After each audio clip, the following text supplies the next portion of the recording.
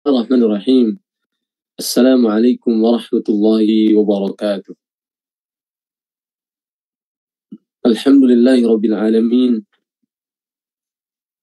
Wassalatu wassalamu ala ashrafil anbiya'i wal mursalin. Nabiyina Muhammadin wa ala alihi wa sahbihi ajma'in. Amma ba'du. Ma'asyiral muslimin wal muslimat, rahimakumullah, para pemirsa Markas Inayah Saudi Arabia yang berbahagia. Alhamdulillah kita berjumpa kembali dalam kajian rutin yang diselenggarakan oleh Markas Inayah Saudi Arabia bersama saya Al-Faqir Azza wa Jal dalam kajian Usul Al-Iman, pokok-pokok keimanan. Kita akan melanjutkan pembahasan kita tentang iman kepada Allah Subhanahu wa Ta'ala. Setelah kita membahas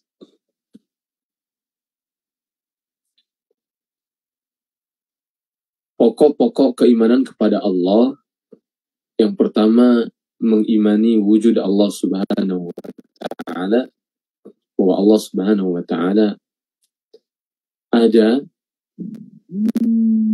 Kemudian pokok yang kedua adalah mengimani rububiyah Allah Subhanahu wa Ta'ala.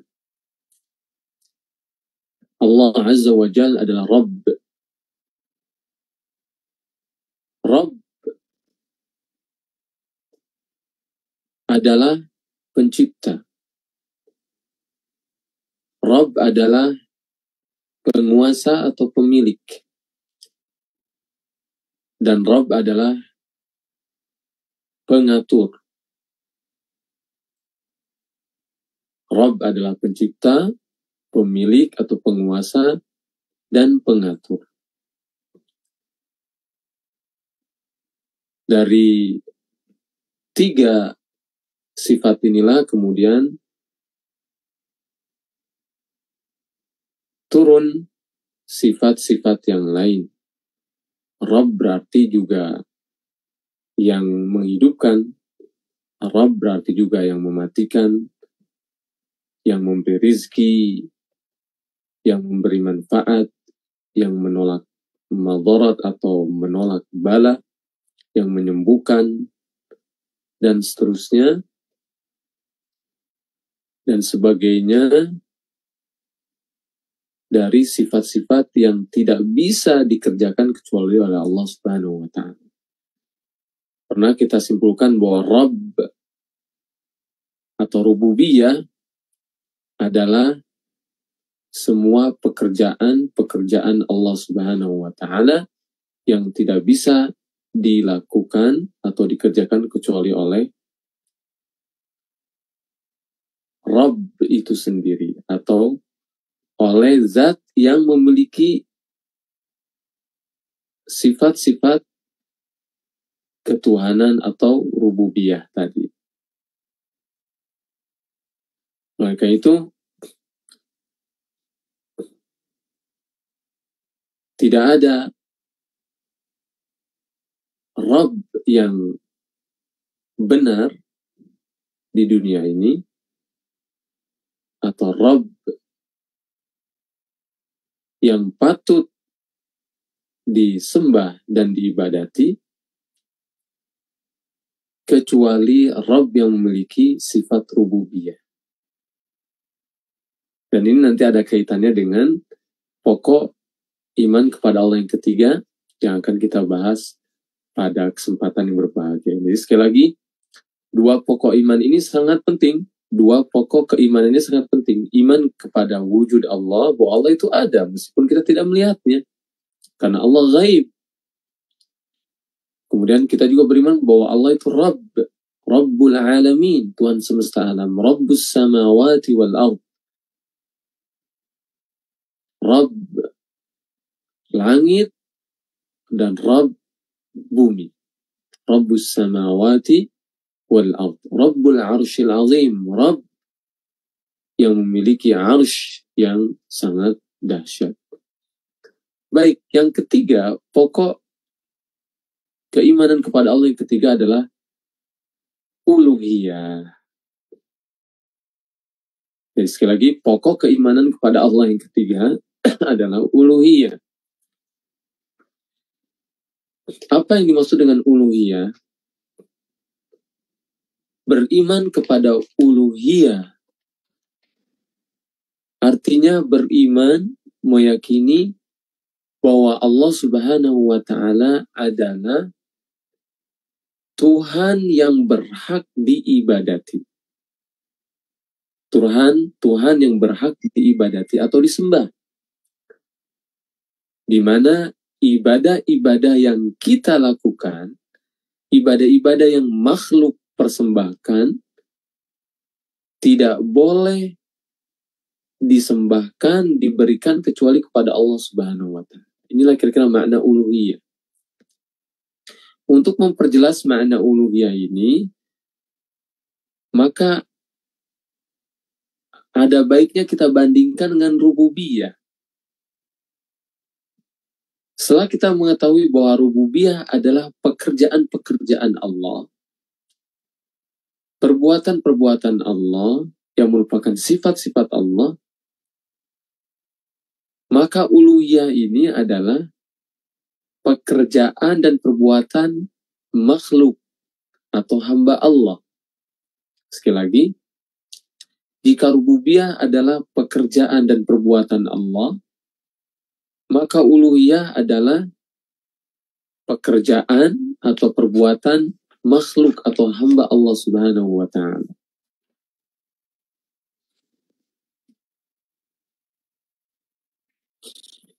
Oleh karena itu, sekarang semakin jelas perbedaan uluhiyah dan uluhiyah, rububiyah dan uluhiyah. Beriman kepada uluhiyah Allah artinya meyakini bahwa Allah adalah Rabb yang berhak diibadati. Di mana ibadah-ibadah yang kita lakukan, ya, tidak boleh kita sembahkan, kita persembahkan, kita berikan kecuali kepada Allah Subhanahu wa Ta'ala. Ini yang dimaksud dengan uluhiyah Allah Subhanahu wa Ta'ala. Oleh karena itu para ikhwan dan akhwat, kaitan antara rububiyah dan uluhiyah ini sangat penting. Di mana keimanan kepada rububiyah, meyakini keyakinan dan iman bahwa Allah adalah Rabb, Allah yang menciptakan, Allah yang menguasai dan memiliki, dan Allah yang mengatur. Iman kepada rububiyah ini melazimkan iman kepada uluhiyah Allah. Kalau kita yakin, kita beriman bahwa Allah itu yang menciptakan, maka Allah lah yang berhak diibadati. Kalau kita yakin bahwa Allah yang memiliki, menguasai, dan mengatur alam semesta ini, Rabbul Alamin, maka konsekuensinya hanya Allah lah yang berhak diibadati. Allah lah yang berhak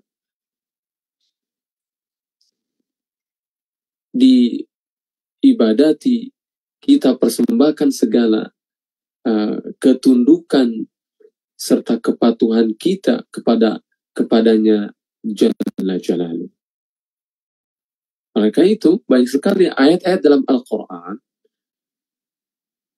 ketika menyebutkan rububiyah Allah, kemudian disebutkan juga uluhiyah Allah. Sekali lagi banyak sekali dalam Al-Quran ayat-ayat yang menjelaskan rububiyah Allah, bahwa Allah pencipta, Allah yang memiliki, Allah yang mengatur, kemudian dikaitkan dengan uluhiyah Allah, bahwa karena Allah yang maha menciptakan, Allah yang maha mengatur, maka Allah juga yang berhak diibadati.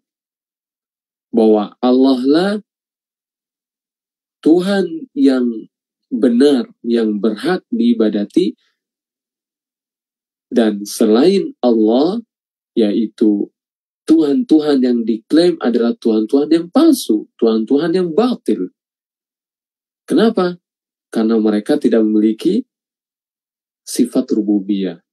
Tuhan-Tuhan yang palsu tidak menciptakan, Tuhan-Tuhan yang palsu tidak menguasai, dan Tuhan-Tuhan yang palsu tidak mengatur. Sehingga Tuhan-Tuhan yang palsu ini tidak berhak diibadati. Saya kira sangat jelas kaitan antara rububiyah dan uluhiyah ini. Baik. Para ikhwan dan akhwat azanallahu wa iyyakum, jika kita membaca kitab atau risalah Syekh Muhammad ibn Shalih Al-Utsaimin tentang pokok-pokok keimanan ini, ketika membahas uluhiyah, iman kepada uluhiyah Allah Subhanahu wa taala, beliau menyitir banyak sekali ayat-ayat dalam Al-Quran tentang uluhiyah Allah Subhanahu wa taala. Tidak kurang ada 6 ayat secara terpisah beliau nukil. Ini menunjukkan bahwa penjelasan tentang Allah Subhanahu wa taala sudah lengkap dalam Al-Quran. Sekali lagi, penjelasan tentang Allah Subhanahu wa taala, tentang wujudnya, tentang rububiyahnya, juga termasuk tentang uluhiyahnya, sudah sangat lengkap dalam Al-Quran. Dan yang menarik, ini juga salah satu tips untuk memudahkan memahami, ketika kita membaca ayat-ayat uluhiyah, bisa kita sebut ayat-ayat uluhiyah,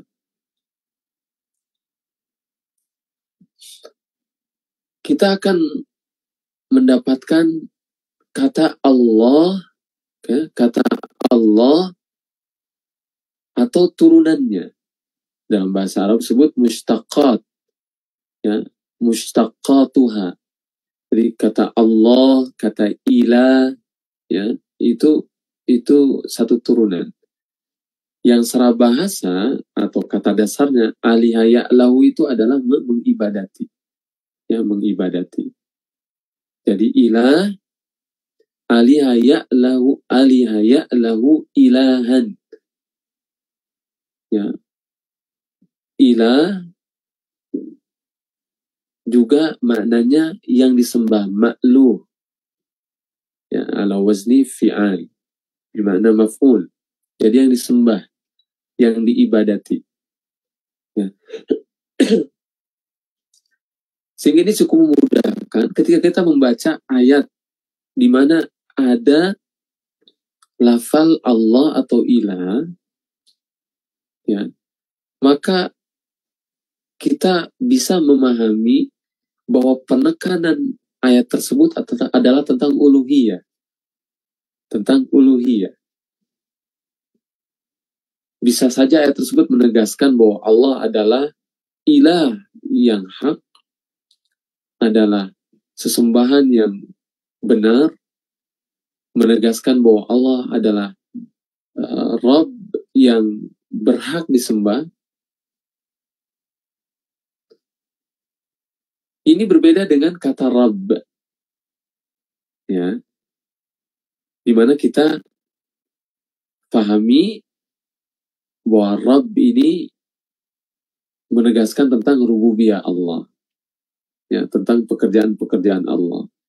Ini tips saja dari saya supaya memudahkan nanti ketika mendapatkan ayat ilah atau Allah, ini penekanannya kepada uluhiyah.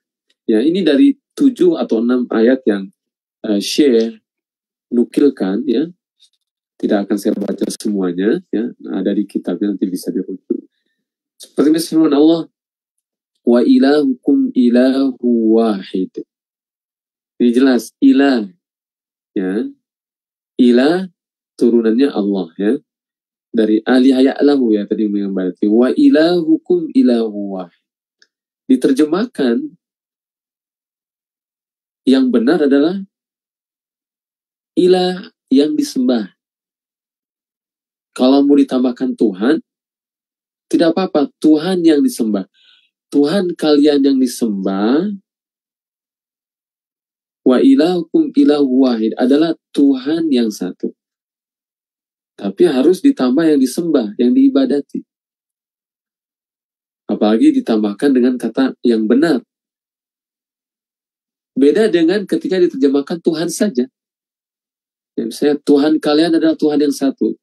Mungkin dalam terjemah Depax demikian ya, dan Tuhan kalian. Ini sebetulnya ketika merujuk kepada kata dasarnya kurang tepat. Karena ilah adalah bukan Tuhan yang menciptakan saja. Tuhan yang mengatur saja, bukan. Karena itu Rabb dalam bahasa Arab. Ya. Tapi ilah adalah Tuhan yang berhak disembah. Nah, seperti itu. Jadi Tuhan kalian yang berhak disembah adalah Tuhan yang satu.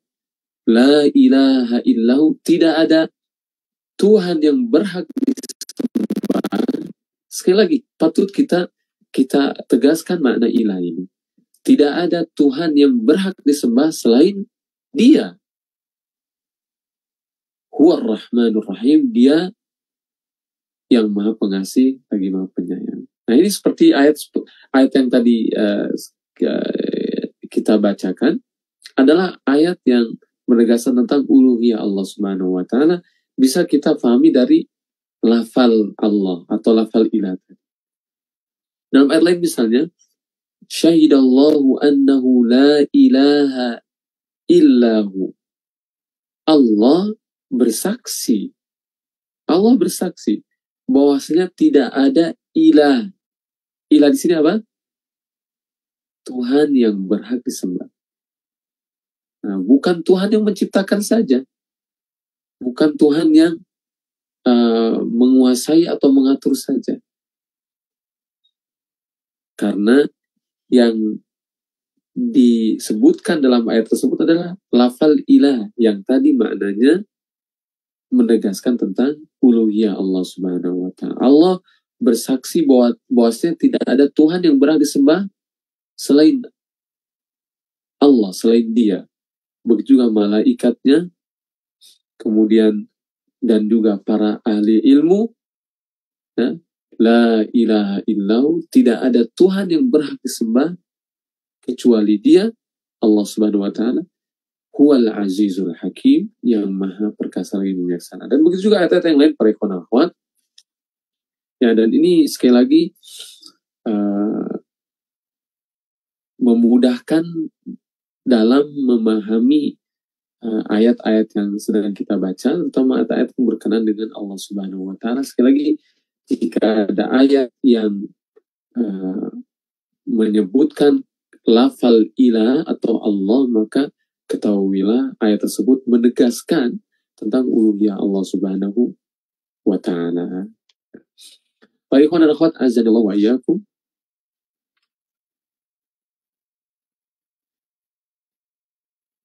Dan penjelasan tentang uluhiyah ini begitu banyak dalam Al-Quran, ayat-ayatnya, juga menjadi misi serta dakwah, menjadi misi dakwah para nabi dan rasul. Nah, ini mungkin perbedaan yang sangat penting antara rububiyah dan uluhiyah. Uluhiyah yaitu meyakini dan mengimani bahwa Allah adalah yang berhak diibadati, hanya Allah saja, tidak ada yang berhak diibadati selain Allah, adalah merupakan inti dakwah para nabi dan rasul. Kalau kita baca ayat-ayat tentang dakwah para nabi dan rasul, maka kita akan mendapatkan semuanya menyeru kepada uluhiyah Allah Subhanahu wa Ta'ala. Seperti misalnya, setiap para nabi mengatakan, ya qaumi ibudullaha ma lakum min ilahin ghairu. Wahai kaumku, u'budu, sembahlah Allah, ya Allah, sembahlah Allah, ibadatilah Allah, malakum, tidak ada bagi kalian, malakum min ilah, dari Tuhan yang disembah. Ya kan, sekali lagi ilah itu adalah identik dengan yang disembah, yang diibadati. Tidak ada Tuhan yang berhak diibadati bagi kalian selain Allah Subhanahu wa Ta'ala. Seluruh nabi mendakwakan uluhiyah. Subhanallah. Artinya apa? Artinya, ketika Allah Subhanahu wa Ta'ala menegaskan bahwa Allah Rabb, Allah adalah pencipta, Allah adalah pemilik, penguasa, dan pengatur alam semesta, dan Allah ambil dari setiap jiwa Bani Adam perjanjian atau misal semasa dia dalam rahim ibunya.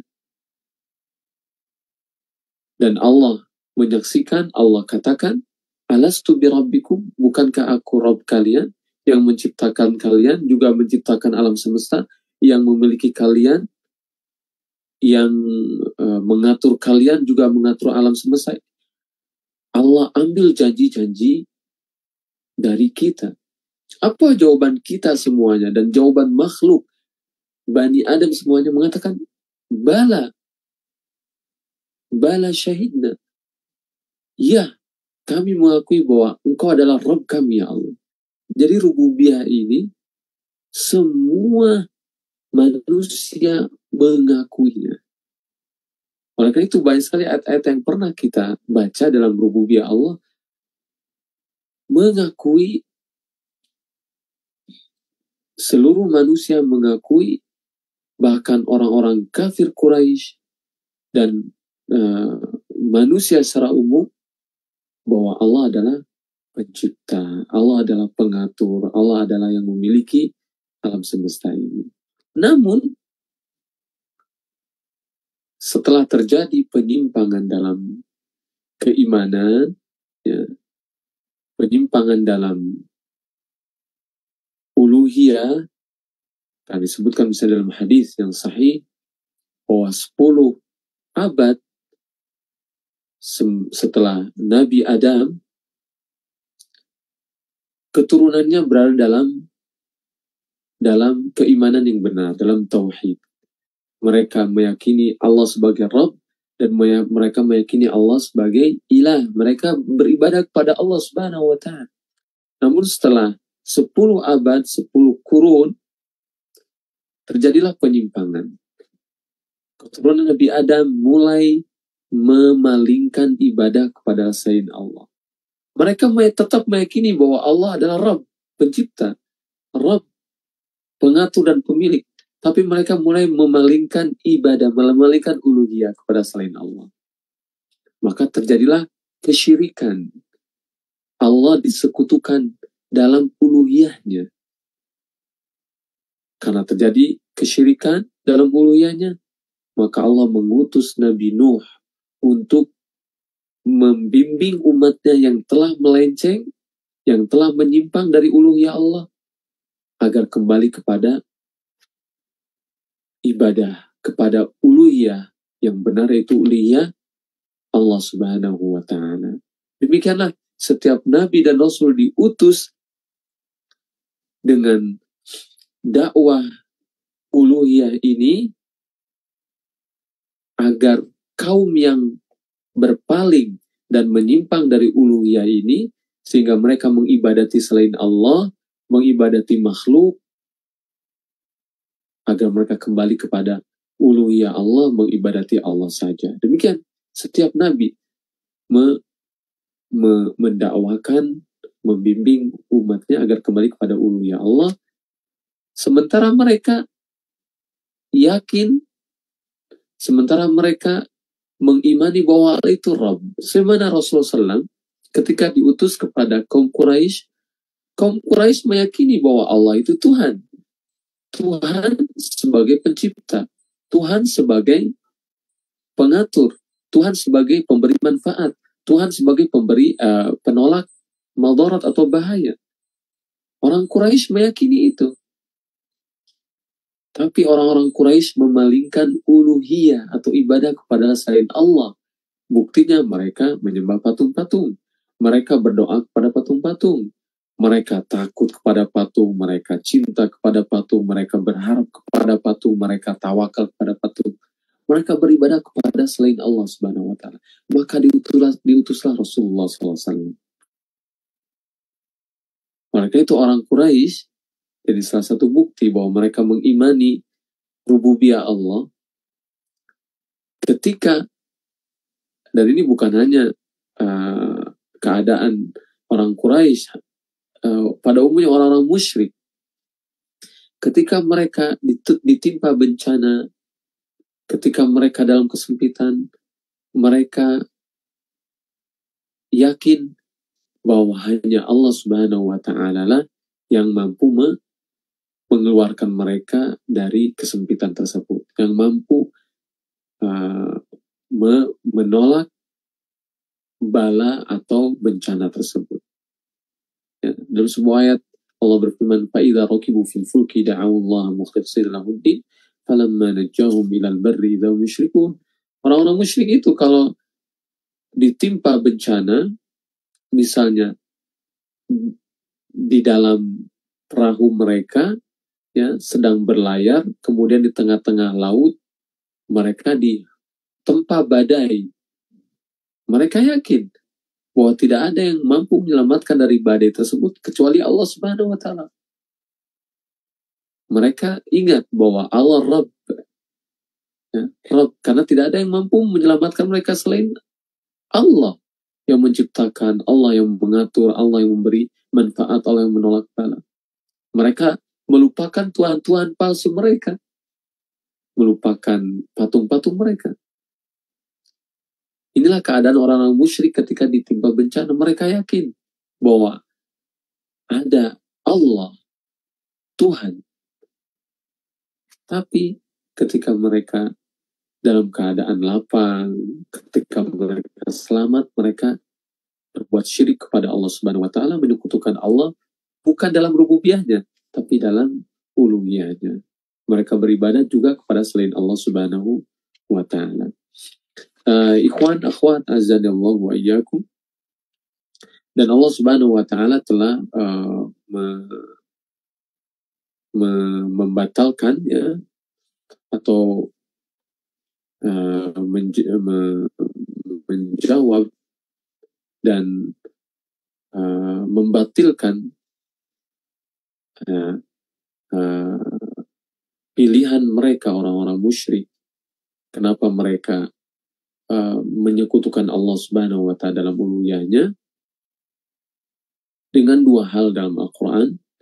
Sekali lagi, jika ada fenomena mengapa orang-orang musyrik, mengapa ada orang-orang musyrik, atau mengapa sebagian manusia menyekutukan Allah Subhanahu wa Ta'ala dalam uluhiyahnya sehingga mereka menyembah Allah selain Allah Subhanahu wa Ta'ala, maka jawabannya adalah perbuatan syirik mereka batil, salah, dan tidak benar dari dua sisi. Pertama, sesungguhnya mereka menyembah atau mengibadati Tuhan-Tuhan palsu yang tidak memiliki sifat rububiyah.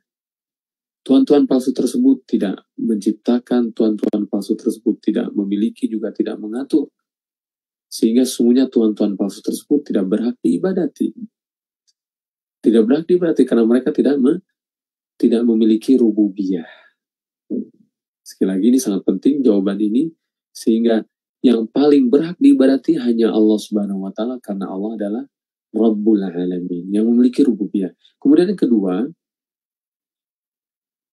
syirik tersebut batil, ya, perbuatan mereka salah karena sesungguhnya mereka meyakini dalam hati mereka bahwa Allah adalah Rabbul Alamin.